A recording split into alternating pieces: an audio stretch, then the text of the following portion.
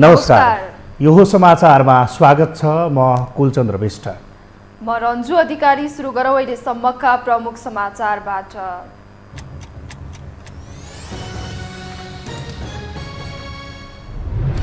प्रधानमन्त्री प्रचण्ड सहित 8 मन्त्रीले लिए शपथ। कार्यभार सम्हाल्दै जनताको पक्षमा काम गर्ने प्रतिबद्धता। अर्थमा विष्णु पौडेल र गृहमा रवि लामिछानेलाई जिम्मेवारी।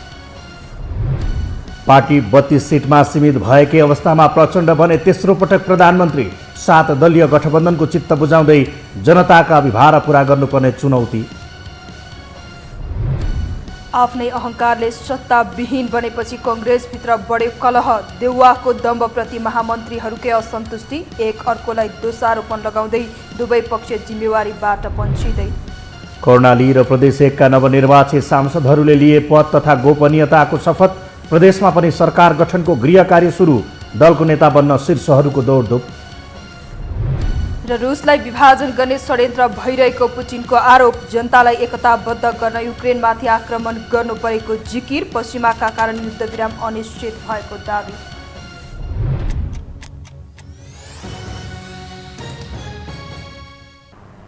अब समाचार विस्तारमा।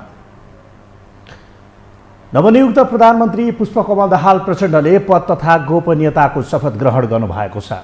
प्रधानमन्त्री प्रचण्डसँगै उपप्रधानमन्त्री विष्णु पौडेल, नारायण काजी श्रेष्ठ र रवि लामिछानेले पनि पद तथा गोपनीयताको शपथ ग्रहण गर्नुभएको छ। त्यस्तै मन्त्रीहरूमा ज्वाला कुमारी शाह, दामोदर भण्डारी, राजेन्द्र राई र अब्दुल खानले पनि मन्त्रीको पद तथा गोपनीयताको शपथ ग्रहण गर्नुभएको छ। 8 सदस्यीय मन्त्री परिषदमा उपप्रधानमन्त्री एवं अर्थमन्त्रीमा नेकपा एमालेका विष्णु पौडेल, नेकपा माओवादी केन्द्र उपप्रधान एवं भौतिक पूर्वाधार मन्त्रालय र राष्ट्रिय स्वतन्त्र पार्टीका अध्यक्ष एवं सांसद उपप्रधान एवं गृह मन्त्रालय रवि लामिछानेले सम्हाल्नु भएको छ। प्रधानमन्त्री सहित 3 जना उपप्रधानमन्त्रीले पदभार सम्हाल्दै जनताको पक्षमा काम गर्ने प्रतिबद्धता जनाउनु भएको छ। प्रधानमन्त्री पुष्पकमल दाहाल प्रचण्डको नेतृत्वमा 8 सदस्यीय मन्त्रीमण्डल गठन भएको छ। एकाएक सत्ता समीकरण फेरि यससँगै बनेको नयाँ सरकारका प्रधानमन्त्री उपप्रधानमन्त्री सहित 8 मन्त्रीले आज राष्ट्रपति विद्यादेवी भण्डारी समक्ष शपथ लिएका छन्। 7 दलीय गठबन्धनका साथ सरकारको चाबी आफ्नो हातमा लिएका प्रचण्डले भने पहिलो पटक राष्ट्रिय पोसाकमा शपथ लिएका हुन्। एक रिपोर्ट। 7 दलीय गठबन्धनको साथसँगै प्रधानमन्त्रीमा माओवादी अध्यक्ष पुष्पकमल दाहाल प्रचण्डले ह्याट्रिक गरेसँगै 8 सदस्यीय मन्त्रीमण्डल गठन भएको छ। एकाएक सत्ता समीकरणले कोर्टे फेरेसँगै भाग्य चम्काएका प्रचण्ड 44औं प्रधानमन्त्री बनिरहँदा नौलो अभ्यासका साथ शपथ समारोहमा सहभागी बने। अन्य दलहरूको सधैँ चेपुवामा पर्दै आएका प्रचण्डले सत्ता आफ्नो हातमा आएसँगै शपथ ग्रहण समारोहमा पहिलो पटक राष्ट्रिय पोसाक दौरा सुरुवालमा ठाँटिएर शीतल निवास पुगे शपथ लिए। नेपालको संविधानप्रति पूर्ण वफादार रही प्रतिज्ञा गर्दै शपथ समारोहमा प्रचण्ड निकै प्रफुल्ल मुद्रामा देखिन्थे। आफ्नै अहङ्कारले सत्ताविहीन बनेको कङ्ग्रेसका सभापति शेरबहादुर देउवा भने गम्भीर मुद्रामा देखिन्थे। शपथ ग्रहण कार्यक्रममा पुगे पनि देउवा शपथ नसकिँदै शीतल निवासबाट बाहिरिए। प्रधानमन्त्री प्रचण्डले शपथ लिइसकेपछि देउवाले बधाई दिँदै बाहिरिएका हुन्। 8 सदस्यीय मन्त्री परिषदमा नेकपा एमालेबाट विष्णु पौडेलले उपप्रधानमन्त्री सहित अर्थमन्त्रीको जिम्मेवारी पाएका छन् भने सोही पार्टीबाट ज्वाला कुमारी शाह, दामोदर भण्डारी, राजेन्द्र कुमार राई बिना विभागीय मन्त्री बनेका छन्। माओवादीबाट नारायण काजी श्रेष्ठ उपप्रधानमन्त्री सहित भौतिक पूर्वाधार तथा यातायात मन्त्री बनेका छन् भने राष्ट्रिय स्वतन्त्र पार्टीका सभापति रवि लामिछानेले उपप्रधान सहित गृह मन्त्रालयको जिम्मेवारी पाएका छन्। 20 सीट सहित प्रतिनिधि सभामा चौथो ठूलो दल बनेको राष्ट्रिय स्वतन्त्र पार्टी उपप्रधान तथा गृहमन्त्री सहित सरकारमा सहभागी भएको हो। पार्टी स्थापना गरेको केवल 6 महिनामा नै सत्तामा पुग्नु राष्ट्रिय स्वतन्त्र पार्टीका लागि ऐतिहासिक उपलब्धि मान्न सकिन्छ। संचार कर्ममा रहँदा विवादको भुमरीमा परेका रवि लामिछाने नेतृत्वको पार्टी राष्ट्रिय स्वतन्त्र पार्टीको संसदीय र सत्ता यात्रा कस्तो रहन्छ त्यो भने आगामी दिनले नै देखाउँछ। यद्यपि 7 दलीय गठबन्धन मध्ये 2 दल भने सरकारमा सहभागी भएका छैनन्, जसमा राष्ट्रिय प्रजातन्त्र पार्टी सरकार बाहिरबाट समर्थन गर्ने भएको छ। राजा फर्काउने र अहिलेको व्यवस्था मिल्काउने भनेर लडिरहेको दल अब प्रतिपक्ष नभई सरकारको गुणगान गाउने स्थानमा पुगेको छ। सत्ता र पदमा मरिहत्ते गर्ने दलहरूका यस्ता रवैया देखेर यति बेला भने राप्रपाको चौतर्फी आलोचना सुरु भइसकेको छ। यही समयमा राप्रपाले भने सरकारलाई बाहिरैबाट समर्थन गर्ने बताएको हो। अहिले तत्काललाई नयाँ सरकार निर्माणमा समर्थन गर्ने भन्ने निर्णय मात्रै गरेको छ। बाँकी निर्णय पछि गर्ने भनेको छ र हामी अब बसेर पछि निर्णय गर्छौँ। अहिले तत्काल राष्ट्रिय प्रजातन्त्र पार्टी सरकारमा जाँदैन र सरकारमा जाने दलहरूका बीचमा छलफल भइरहेको छ। जनमत पार्टीले भने अब्दुल खानलाई सरकारमा पठाएको छ भने रेशम चौधरीको पार्टी नागरिक उन्मुक्ति पनि आफ्ना मागहरू सम्बोधन नभई सरकारमा सहभागी नहुनु भएको छ। जेलमा रहेका आफ्ना सांसदहरूलाई रिहाई गर्नुपर्ने लगायतका उसका प्रमुख माग रहेका छन्। सत्ता स्वार्थमा प्रेरित 7 दलीय गठबन्धन 5 वर्ष टिक्न सक्छ कि बीचमै तोडिन्छ त्यो भने हेर्न बाँकी नै छ। अब बाँकी समाचार। पार्टी 32 सिटमा सीमित भएकै अवस्थामा माओवादी केन्द्रका अध्यक्ष पुष्पकमल दाहाल प्रचण्ड तेस्रो पटक सरकारको नेतृत्व गर्न सफल भएका छन्। फलत सबैभन्दा चुनौतीपूर्ण मानिएको उनको यो कार्यकाल कसरी अवसरयुक्त बनाउँछन् चासो बढेको छ। के कस्ता छन् त प्रचण्डका चुनौती? एक रिपोर्ट। चुनावी तालमेल समेत गरेको 5 दलीय गठबन्धन छाडेर एमालेसँग हात मिलाएपछि माओवादी केन्द्रका अध्यक्ष पुष्पकमल दाहाल प्रचण्ड तेस्रो पटक प्रधानमन्त्री बनेका छन्। यसअघि 2064 सालमा सम्पन्न पहिलो संविधानसभा निर्वाचनमा सबभन्दा ठूलो दल बनेपछि पहिलो पटक र 2074 सालको निर्वाचन अगाडि दोस्रो पटक प्रधानमन्त्री बनेका उनी अहिले इतिहासमै सानो सिटे दलबाट प्रधानमन्त्री बनेका हुन्। त्यसमा पनि मुख नै हेर्न नचाहने केपी शर्मा ओलीसँगै मिलेर सत्ता यात्रामा रहेका उनले वैकल्पिक भनिएको शक्तिदेखि व्यवस्था विरोधी र पहिचानका लागि लडिरहेका अरूको समेत नेतृत्व गर्नुपर्ने अवस्था सिर्जना भएको छ। संसदीय अङ्कगणित हेर्दा एमालेसँग आलो पालो 5 वर्ष सरकारको नेतृत्व गर्ने सहमति भएका कारण प्रचण्डलाई अबको 2.5 वर्ष कार्यकाल निर्धक्क सरकारको नेतृत्व गर्ने सुविधा छ। तर अस्थिर राजनीतिक स्वभाव भएका उनका लागि यो काम गर्ने सुनौलो अवसर भए पनि टालाटुली बटुली बनेको गठबन्धनलाई जोगाउँदै बदलिएको राजनीतिक परिवेशको नेतृत्व गर्नु कम चुनौतीपूर्ण छैन। एक किसिमले उनको यो अन्तिम चमत्कार भन्दै गर्दा संघीयता कार्यान्वयनको सकस उनको सरकारले झेल्नुपर्ने अर्को ठूलो चुनौती बन्नेछ। सातरङ्गी सरकारमा संघीयता विरोधी राष्ट्रिय स्वतन्त्र पार्टी पनि छ भने राप्रपा पनि थप सशक्त बनेको छ। यो अवस्थामा संसदमा संघीयता विरोधी वा प्रदेशप्रति अनुदार शक्तिको उदयले संघीयता धरापमा परेको बताउने प्रचण्डलाई सकस निम्त्याउने छ। विगतमा कहिले प्रधान सेनापति त कहिले पशुपतिका मूल भट्ट चलाउने जस्ता कार्यले विवादमा परेका उनले पहिलो पटक सरकारको असफल नेतृत्व गरेसँगै उनको व्यक्तिगत मात्रै होइन सांगठनिक क्षयीकरण पनि सुरु भएको थियो। यो कमजोरी सुधार पनि उनका लागि महत्त्वपूर्ण छ, जहाँ ठूलो दल नै प्रतिपक्ष बनेको अवस्थाले उनलाई अझ सकस थप्नेछ। नेपाली काङ्ग्रेस पार्टी त अब यो लोकतन्त्रलाई संस्थागत गर्ने कुरामा विश्वास गर्छ। हामी गलत कामलाई खबरदारी गर्छौँ, विरोध गर्छौँ, सही कामलाई हामी समर्थन गर्छौँ। त्यो नै बाटोमा हामी जान्छौँ। हामी चाहिँ विधिको शासन, कानुनी शासन, संविधानको शासनमा हामी विश्वास गर्छौँ। यो व्यक्तिवादी प्रवृत्ति हावी हुने, संस्थागत कानुनी पद्धतिलाई चाहिँ गौण गरिने कुनै पनि खाले प्रवृत्तिलाई हामी नकार्छौँ। त्यस्तै परस्पर विरोधीहरू नै सत्तामा रहँदा नागरिकता विधेयक एमसीसी कार्यान्वयन, रेशम चौधरीको रिहाई जस्ता विषयमा कसरी निकाल्छन् चासोको विषय छ। विगतमा प्रधानमन्त्री हुनासाथ चीन गएर नयाँ अभ्यास गरेका उनले पछिल्ला वर्षहरूमा परराष्ट्र मामिलामा देखिएको नेपालको कमजोर उपस्थिति सुधारमा कस्तो प्रयास गर्छन्। कतिपय अवस्थामा नेपाल शक्ति राष्ट्रहरूको टकरावको केन्द्र बन्ने हो कि भन्ने चिन्ता बढेको अवस्थामा उनको कूटनीतिक मुभ कस्तो बन्छ त्यो पनि चासोको विषय छ। त्यस्तै उनी प्रधानमन्त्री हुँदै गर्दा अर्थतन्त्रका अधिकांश सूचक नकारात्मक छन्। उनलाई प्रधानमन्त्री बनाउने गठबन्धनसँग कुनै पनि न्यूनतम साझा कार्यक्रम छैन भने कर्मचारीलाई तलब खुवाउनु नै उनको लागि पहिलो चुनौती रहनेसम्मको स्थिति देखा परेको छ। त्यसमा पनि अकस्मात गठबन्धन बदलेका उनले यस विषयमा छलफल समेत गरेका छैनन्। देश र जनताका मुद्दा हेर्ने साझा दृष्टिकोण बनेको छैन। नेतृत्वमा आएका प्रचण्डसँग पनि अर्थतन्त्र र जनजीविका चलाउने योजना र त्यसको खाका छैन भने देउवालाई धोका दिएर ओलीसँग मिल्न गएका प्रचण्डलाई देउवा फकाउनु पर्ने बाध्यता पनि छ। यद्यपि माओवादी नेताहरू भने काङ्ग्रेसले समेत साथ दिने भन्दै आफू सफल हुनेमा विश्वस्त छन्। नेपाली काङ्ग्रेसका कतिपय नेताहरूले उहाँहरूलाई प्रधानमन्त्री वास्तवमा रामचन्द्र पौडेल त खुलेरै बोल्नुभयो। हाम्रो देउवाजीको कारणले गर्दाखेरि, हटको कारणले गर्दाखेरि हाम्रो गठबन्धन टुट्यो भन्नुभयो।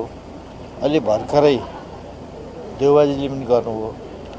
देउबाजीले गरेपछि ल ठिक छ तपाईँको भयो भन्नुभयो नि भयो। त्यस कारणले नेपाली काङ्ग्रेसले पनि स्वीकार गर्यो। गठबन्धन आएको होइन तर स्वीकार गर्यो। उनका लागि अहिले युवा समेटिएको र देशको आवश्यकता रहेको वाम गठबन्धन गरेको भन्दै प्रशंसा गर्नेको एक हिस्सा छ। त्यस्तै उनको नेतृत्व स्वीकार्नेहरूको अनुहार हेर्दा समेत उनी सर्वसहमतकै अवस्थामा छन्।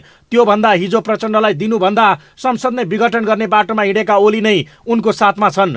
तर प्रतिकूल अवस्था र गर या मरको अवस्थामा रहेका उनले आफ्नो छलाङलाई चमत्कारिक बनाउँदै आगामी यात्रा सहज बनाउँछन् कि यसैलाई अन्तिम चमत्कारमा सीमित गर्छन्, त्यो हेर्न भने केही समय कुर्नै पर्छ। यो हो टेलिभिजनका लागि कुलचन्द्र विष्ट, काठमाडौँ।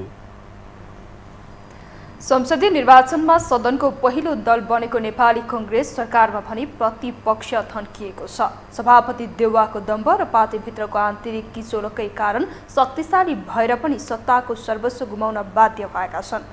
गुटगत विभाजनले गिजोलिएको कङ्ग्रेस थप सङ्कट उन्मुख बनेको छ। एक रिपोर्ट।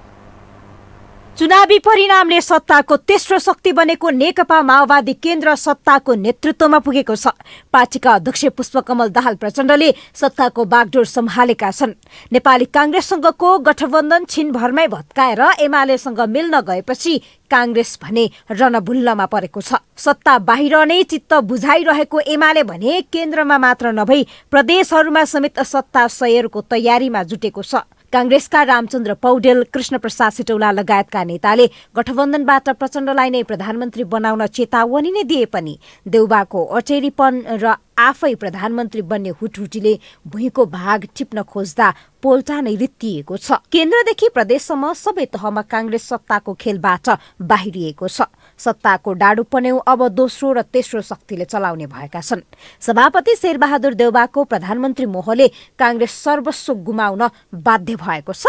पार्टीका महामन्त्री सहित जिम्मेवार नेताहरू नै सभापतिको राजीनामा माग्नेदेखि सभापतिलाई खुइल्याउन उत्रिएका छन्। म बिहान 6 बजेबाट मेरो फोन खोलेर म फोनमा अलि बदनाम छु भेटिन्न भनेर, तर म हिजो टेलिफोन खोलेर पुरा समय मेरो पार्टी सभापतिको कल मलाई कतिखेर आउँछ भनेर म कुरेर बसेको। म नेपाली काङ्ग्रेसको महामन्त्री हुँ।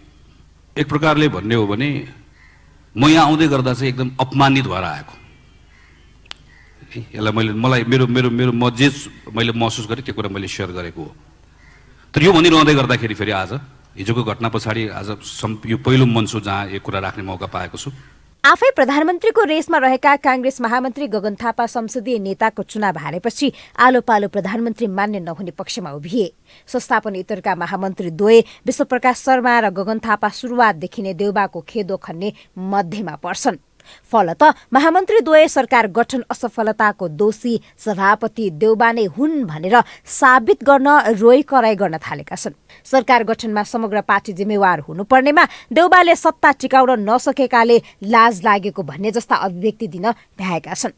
देउबाले सरकार गठन गर्न किन सकेनन्? कारणहरू बिस्तारै समीक्षा हुँदै जाला, तर एक अर्कालाई दोषारोपण गर्दैमा समस्या समाधान नहुने कतिपयको बुझाइ छ। नेतृत्व एउटालाई मात्रै त्यो शेरबाजीलाई मात्रै दोष दिएर केही पनि हुँदैन। र हिजो अब यही पार्टीभित्रै यो प्रधानमन्त्री राष्ट्रपति पद कुनै पनि हालतमा छोड्नुहुन्न भन्ने पनि उहाँ त्यहीँबाट आइरहेछ। फेरि अहिले चाहिँ गयो भन्दाखेरि चाहिँ किन गयो, त्यो दिइदिया भए त चाहिँ सबै कुरो ठिक हुन्थ्यो, अरू चिज त आउँथ्यो भन्ने पनि कुराहरू आइरहेका छ। त्यस कारण यी विषयहरूको त समीक्षा चाहिँ होला होइन, तर मलाई लाग्छ जे त्यो आवाज आइरहेको छ त्यसलाई चाहिँ के छ भनेदेखि यो प्रतिक्रियात्मक कुराहरू हुन्। सत्ताबाट काङ्ग्रेसको बहिर्गमन र प्रचण्डको उदय हुनुमा सत्ताको भागभण्डा मुख्य विषय बन्यो। मन्त्रीकै लोभमा समूह नै छाडेर देउबाका पछि लाग्नेहरू पनि सत्ता समीकरण बदलिएपछि जिल्ल परेका छन्। देउबा र प्रचण्ड बीच प्रधानमन्त्री पदमा कुरा नमिल्दा राजनीतिक कोर्स नै परिवर्तन हुने अवस्था आयो, जुन काङ्ग्रेसका लागि निकै कष्टकर बनिरहेको छ। यो हो टेलिभिजनका लागि क्यामेरामा सिरस श्रेष्ठका साथमा निम्लेकी शेर्पा, काठमाडौँ। कर्णाली र प्रदेश 1 का नवनिर्वाचित सांसदहरूले आज पद तथा गोपनीयताको शपथ लिएका छन्। कर्णाली प्रदेशका ज्येष्ठ सदस्य विनोद कुमार शाहले सांसदहरूलाई शपथ ग्रहण गराउनु भएको छ। शपथ ग्रहण गर्नुअघि शाहलाई प्रदेश प्रमुख तिलक परियारले शपथ खुवाउनु भएको थियो। प्रदेश 1 मा पनि सांसदहरूले पद तथा गोपनीयताको शपथ लिएका छन्। प्रदेश सभाका ज्येष्ठ सदस्य गयानन्द मण्डलले गणगाईले सांसदहरूलाई पद तथा गोपनीयताको शपथ खुवाउनु भएको हो। सो क्रममा 6 जना सांसदले मातृभाषामा शपथ लिएका छन् भने सांसद सुनिता चौधरीले थारू भाषामा शपथ लिनु भएको छ। हामीसँग समाचार बाँकी नै छन्, अहिलेलाई विश्राम।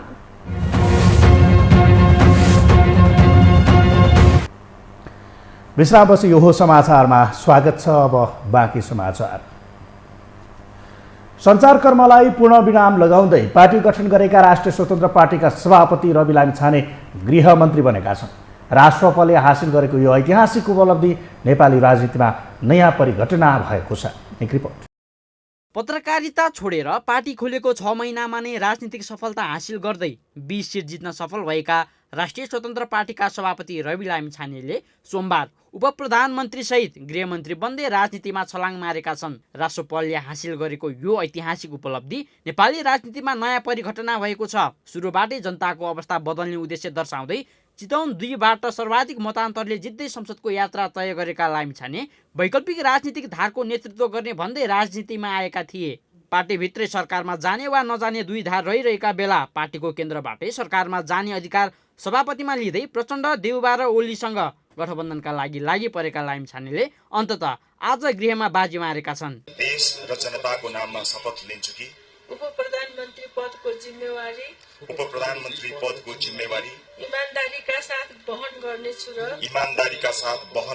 उपप्रधानमन्त्री तथा गृहमन्त्री रवि लामिछानेले शपथ ग्रहण गरे लगत्तै बलात्कारपछि हत्या गरेकी कञ्चनपुरकी बालिका निर्मला पन्थाको न्यायका लागि अधिकतम पहल गर्ने बताएका छन्। गृह जस्तो निर्णायक भूमिका पाएका उनले पन्तको विषयलाई कसरी उठान गर्लान् भन्ने चासोका बीच उनको पहिलो निर्णय नै यसैमा भएको छ। हामी जनताका सेवक हौं, जनताले सेवा गर्न पठाएका हौं, हामी मालिक होइनौं। यो पद यसको दुरुपयोग न म आफू गर्छु न म कसैलाई गर्न दिन्छु। कुनै पनि हालतमा हुन दिन्न। आम नागरिकले महसुस गर्ने गरी काम गर्ने प्रतिबद्धता म अहिले आज भर्खर यहाँ बसेको छु। यो प्रतिबद्धता मेरो हिजो पनि थियो, आज पनि छ र त्यसमा टिमका साथीहरूले पूर्ण रूपमा मलाई सघाउनुहुन्छ। मलाई एकदमै विश्वास छ। मैले निर्णय गरेँ, मैले निर्मलाको न्यायका लागि एउटा पहिलो निर्णय मैले अघि गरेँ। यद्यपि विकल्पको धारको नेतृत्व गर्न पर्ने र मूल दलका विकल्पको रूपमा उभिनु पर्ने अपेक्षाका बीच लामिछानेको सत्ता यात्रालाई कतिपयले भने अस्वाभाविक मानेका छन्। लामिछानेको यो निर्णयले जनताको आशमा निराशा भरेको र मतको अवमूल्यन गरेको तर्क पनि भइरहेको छ।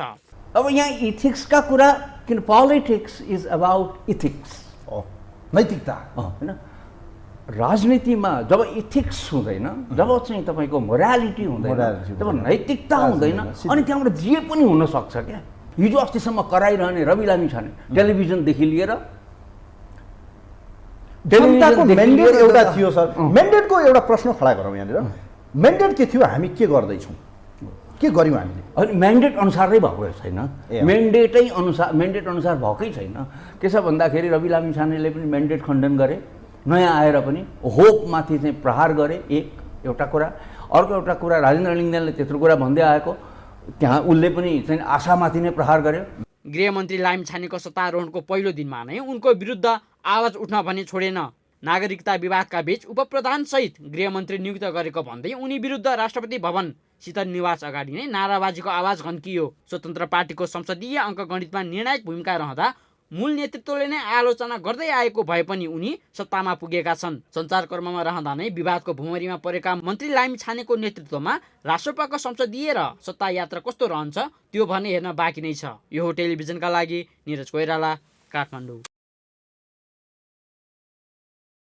श्रम, रोजगार तथा सामाजिक सुरक्षा मन्त्री शेरबहादुर कुँवरले नेपालमा नै रोजगारी सिर्जना गर्न नयाँ सरकारले आवश्यक काम गर्नुपर्ने बताउनु भएको छ।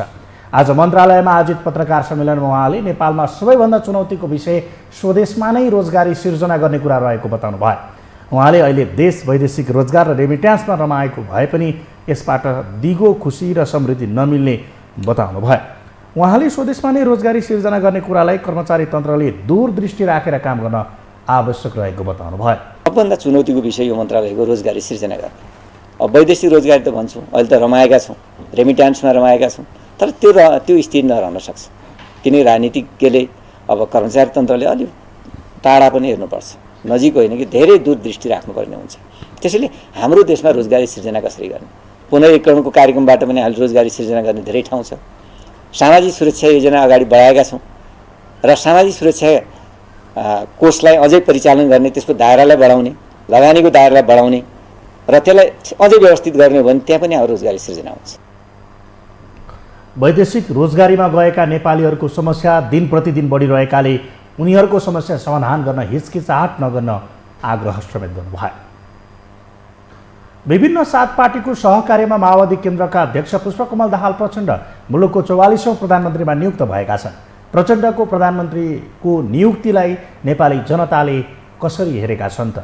एक रिपोर्ट। आकस्मिक विकसित भएको राजनीतिक घटनाक्रमलाई आफू अनुकूल पार्न माहिर माओवादी केन्द्रका अध्यक्ष पुष्पकमल दाहाल प्रचण्ड दोस्रो ठूलो दल एमाले सहितका दलको समर्थनमा प्रधानमन्त्री नियुक्ति भएका छन्। निर्वाचनमा सहकार्य गरेको तर आफूलाई प्रधानमन्त्री बनाउन नमानेका प्रतिनिधि सभाकै पहिलो ठूलो दल नेपाली कांग्रेसलाई भने उनले संसदमा प्रतिपक्षी बेन्चमा पुर्याएका छन्। देउबासँगको सहकार्यमा खिचौलो भएसँगै एमालेसँगको सहकार्यमा प्रचण्ड मुलुककै 44औं प्रधानमन्त्रीको रूपमा शपथ लिएसँगै मुलुकमा स्वास्थ्य, शिक्षा, रोजगारी जस्ता आधारभूत समस्या समाधान हुनेमा जनता आशावादी देखिएका छन्। प्रचण्डसित अहिले देखिएमा त सबभन्दा त्यो त सिद्धान्तको हिसाबमा त के होला त्यो आफ्नो ठाउँमा छ होइन, तर निर्णय क्षमता चाहिँ सबभन्दा सर्वश्रेष्ठ उसै प्रचण्डकै छ।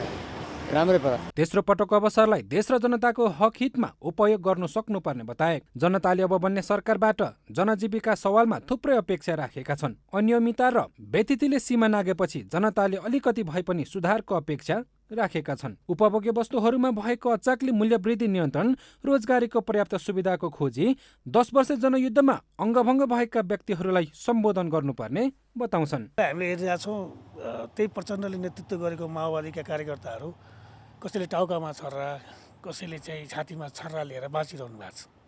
पहिलो कुरो त के हो भन्दाखेरि नेपालको मुभमेन्टलाई जसरी प्रचण्डले हाँक्नुभयो जनयुद्धको नाममा त्यसलाई एड्रेस गर्नुपर्छ, सम्बोधन गर्नुपर्छ। उहाँले अहिले तेस्रो अपर्च्युनिटी पाउनु भएको छ, जुन त्यो अपर्च्युनिटीलाई देश र जनताको हकमा उहाँले चाहिँ उपयोग गर्न सक्नुपर्छ। तपाईँको चाहिँ उहाँले जुन युवाले अहिलेको तपाईँको चाहिँ जनमत जुन छ युवाप्रति को जुन रुझान छ त्यसलाई उहाँले चाहिँ सम्बोधन गर्ने गरी तपाईँको चाहिँ जानुपर्छ र जनताको विश्वास जित्न सक्नुपर्छ, बोलीले होइन कार्यक्रमले, योजनाले। केही सर्वसाधारणले भने 2 पटक देशको प्रधानमन्त्री हुँदा पनि देश र जनताको लागि केही नगरेका प्रचण्डले अब पनि केही गर्लान् भन्ने आश नभएको बताउँछन्। राजनीतिलाई व्यापारको रूपमा लिने गरेका नेताहरूबाट देशमा परिवर्तन सम्भव नभएको कतिपयको बुझाइ छ। मलाई कुनै अपेक्षा छैन। तरल राजनीतिमा तरल नेतृत्वबाट कुनै अपेक्षा गर्न सकिँदैन, मेरो विचारमा त्यस्तो लाग्छ। किनभने राजनीतिलाई आज के गरियो भने व्यापारका रूपमा जाने परिमार्जित गरियो।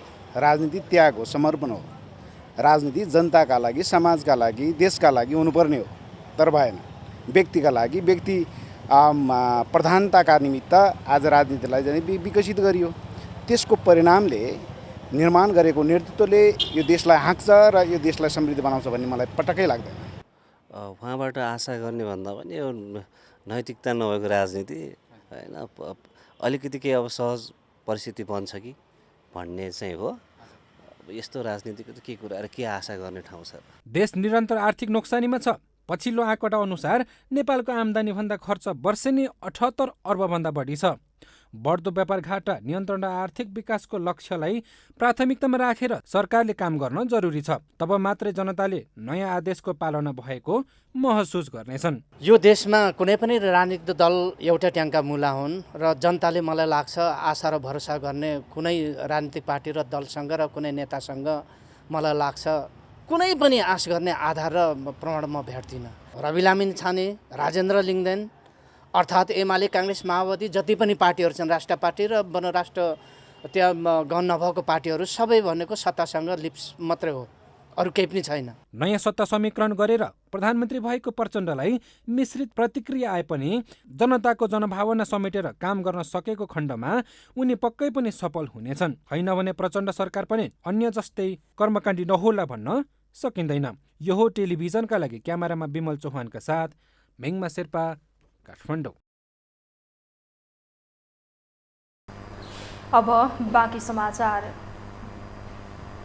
पूर्व अर्थमन्त्री जनार्दन शर्माले अर्थतन्त्र सुधार उन्मुख अवस्थामा रहेको बताउनु भएको छ। आज सोमबार अर्थ मन्त्रालयमा पत्रकार सम्मेलन गर्दै शर्माले अर्थतन्त्रका सूचकहरूमा सुधार भएकाले अर्थतन्त्र सुधार उन्मुख अवस्थामा रहेको बताउनु भएको हो। उहाँले पछिल्लो 1 वर्षमा रुस युक्रेन युद्धका कारण मूल्य र आपूर्तिमा चाप परेको भन्दै त्यसका सुधार हुँदै आएको बताउनु भयो। उहाँले बाह्य कारणले नेपालको मुद्रास्फीतिलाई समेत प्रभाव परेको बताउनु भयो। वृद्धि र आपूर्ति एउटा उसमा परेको चापको कारणले जुन विश्वव्यापी मूल्य वृद्धि उच्च रहेको छ त्यसले नेपालको मुद्रास्फीतिलाई पनि प्रभावित गर्यो र यो श्रावणमा 10% वृद्धि भएको थियो र अहिले घट्ने क्रममा छ र हाल 8.08% झरेको छ। यो क्रमशः घट्दै जानेछ। अर्थमन्त्री शर्माले अब सरकारको पुँजीगत खर्च बढ्ने बताउनु भयो। उहाँले चुनाव लगायतका कारण पुँजीगत खर्च धेरै नभए पनि अब बढ्ने दावी गर्नुभयो। नयाँ सरकार बनेसँगै नेपाली सेयर बजारमा उत्साह छाएको छ। अर्थमन्त्री नयाँ आउने भएसँगै सेयर लगानीकर्ताहरूमा उत्साह देखिएको हो। पछिल्लो समय निरन्तर रूपमा उतार चढाव भइरहेको नेप्से आज एकाएक 56.86 अङ्कले बढेर 1924.07 बिन्दुमा पुगेको छ।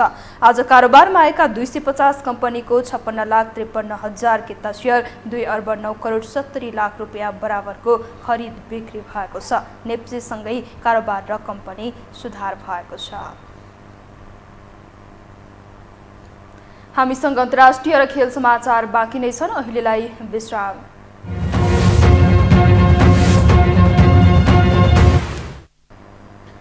विश्रामपछि यो समाचारमा पुनः स्वागत छ। अब पालो अन्तर्राष्ट्रिय समाचारको।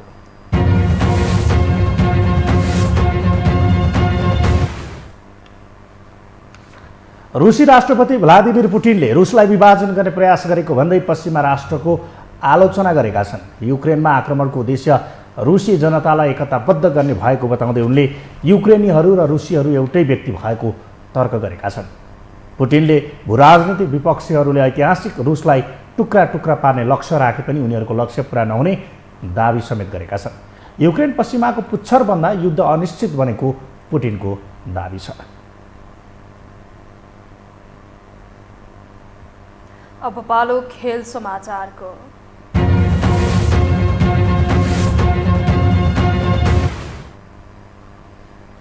जारी टी20 लिग अन्तर्गत आजको दोस्रो खेलमा जनकपुर रोयल्सले विराटनगर किङ्सलाई पराजित गरेको छ। लगातार दोस्रो जित निकाल्ने क्रममा जनकपुरले 5 विकेटको जित हात पारेको हो। पहिलो खेलमा पराजित विराटनगर पहिलो जितको खोजीमा रहेको छ।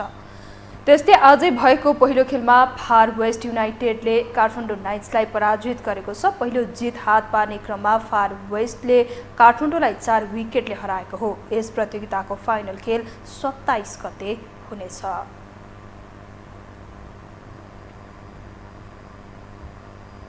यससँगै हामी यो समाचारको अन्त्यमा आइपुगेका छौँ। बिदा हुनु अघि प्रमुख समाचार पुनः एकपटक।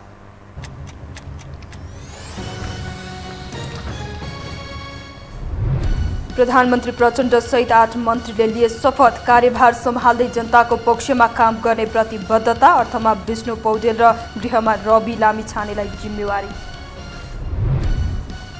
पार्टी 32 सिटमा सीमित भएकै अवस्थामा प्रचण्ड बने तेस्रो पटक प्रधानमन्त्री। 7 दलीय गठबन्धनको चित्त बुझाउँदै जनताका अभिभार पुरा गर्नुपर्ने चुनौती। आफ्नै अहङ्कारले सत्ताविहीन बनेपछि कङ्ग्रेसभित्र बढ्यो कलह। देउवाको दम्बप्रति महामन्त्रीहरूकै असन्तुष्टि। एक अर्कोलाई दोषारोपण लगाउँदै दुवै पक्ष जिम्मेवारीबाट पन्छिँदै। कर्णाली र प्रदेश 1 का नवनिर्वाचित सांसदहरूले लिए पद तथा गोपनीयताको शपथ। प्रदेशमा पनि सरकार गठनको गृह कार्य सुरु। दलको नेता बन्न शीर्षहरूको दौडधुप। र रुसलाई विभाजन गर्ने षड्यन्त्र भइरहेको पुटिनको आरोप, जनतालाई एकताबद्ध गर्न युक्रेनमाथि आक्रमण गर्नु परेको जिकिर, पश्चिमाका कारण युद्धविराम अनिश्चित भएको दावी।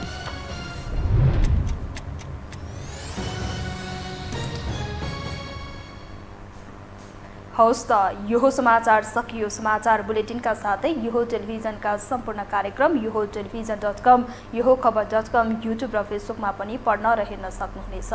मोबाइलमा योहो टिभी एप डाउनलोड गरी हामीलाई प्रत्यक्ष हेर्न सक्नुहुनेछ। तथ्यसहितको निष्पक्ष समाचार तथा मनोरञ्जनका लागि हेर्दै रहनुहोला योहो टेलिभिजन। नमस्कार।